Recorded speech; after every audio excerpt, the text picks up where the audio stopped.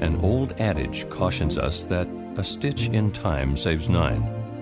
Here is a unique time-saving suggestion you would do well to employ.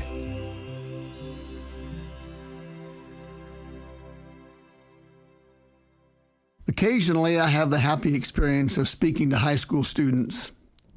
They're great. One of those stands out as being particularly memorable. I was talking to a large group of students about the importance of creating around us a world that is pleasant, happy, and positive. I wanted to impress upon them the fact, and it is a fact, that in large measure we create the world we live in. The discussion ended with a strong emphasis on seeing the good in others and letting them know it in some positive, appropriate way. As I turned the group back over to the person in charge and took my seat, she did something I will never forget. She asked the students to indicate by a show of hands who were regularly criticized by their parents for the things they did wrong. Every hand shot into the air. It was as though the students had rehearsed it. She then asked how many were regularly praised or complimented for the things they did well.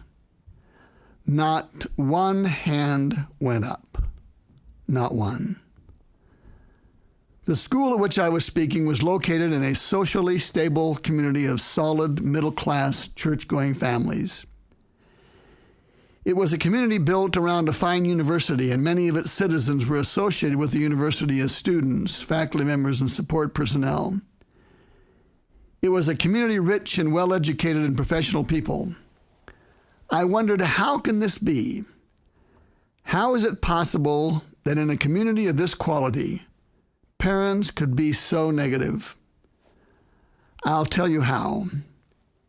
It's because they dearly love their children and want them to do their best and enjoy a happy, prosperous life. That's why. The only problem is they express their love in terrible ways. For the most part, these are wonderfully busy people. They are active in their professions, their community, their churches. They are all about the place, busily doing wonderful things. They are almost frantically involved in building a safe, wholesome, exciting, wonderful community for their precious, beloved children.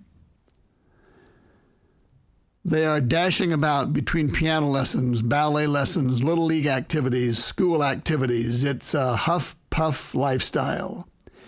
It is a frantic pace they keep. Time is of the essence. There is no time to spare, and expediency raises its ugly head. Rather than slowing down for a few seconds to look into their children's eyes and say, you know what? I love you tons and tons. To which are added a few brief acknowledgments of something they did well, parents fail to seize the moment. Why not take time out to report something positive to a child? For example,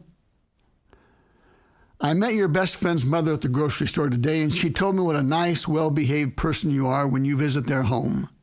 That pleased me so. That's just one reason why I love you so and enjoy having you in our home. Thanks for being such a neat child. Rather than taking a few seconds to say something nice, and by the way, the above took about 15 seconds to say, parents too often expedite. They get right to the core of things quickly. That means no pussyfooting around. That means saying it like it is. That means taking 20 minutes to dress a kid down for his or her own good. That means driving a wedge between you and your children, and it gets deeper and deeper and deeper with every negative verbal blow. That means taking the fast track to alienation. Here's a suggestion that will really expedite things and will add precious time to your busy day. Say nice things to your children and bag the criticism. You'll be amazed at what an incredible time-saving device that is.